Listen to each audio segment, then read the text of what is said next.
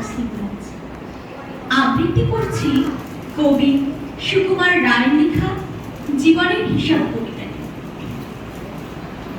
বিদ্যে বোঝায় বাবু মশাই চড়ি শখের বটে, মাঝিরি কর বলতে পারিস সূর্য কেন ওঠে, চারটা কেন বাড়ে কমে, জোয়ার কেন আসে। বৃদ্ধ মাঝি অবাক হয়ে ফেল ফেলিয়ে হাসে।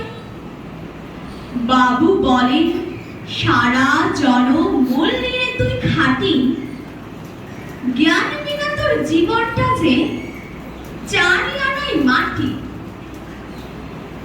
খানিক বাদে কহিন বাবু বল তো দেখে ভেবে, নদীর ধারা কেমনে আসে পাহাড় হতে নেবে। বলতো কেন লবণ পোড়া সাগর ভরা পানি। মাঝি শিকয় আরে মশাই ও তো কি আর জানি।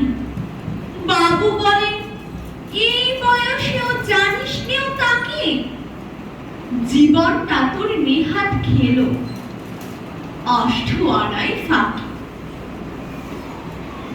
আবার ভেবে কহিন বাবু বল তো ওরে বুড়ো কেন এমন নীল দেখা যায় আকাশের ওই চূড়ো।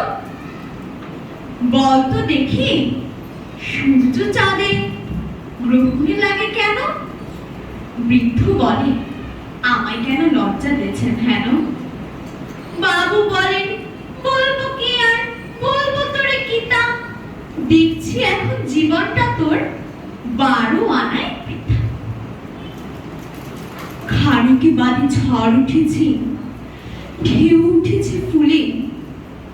বাবু দেখে নৌকো খানি ডুবলো বুঝি তুলে।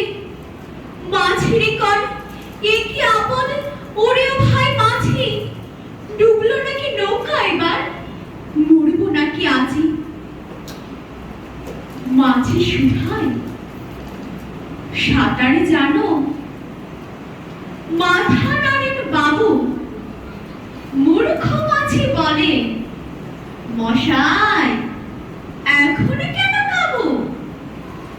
বাঁচলে শেষে আমার কথা হিসেব করো পিছে, তোমার দেখছি জীবন খারাপ 16 আনায় মিছে। ধন্যবাদ।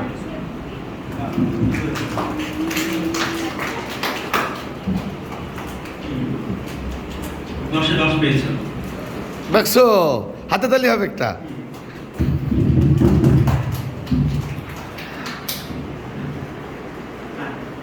আজকে বেশি সুন্দর হয়েছে, আগের গুলো একটু সমস্যা ছিল, তবে আজকের কবিতাটা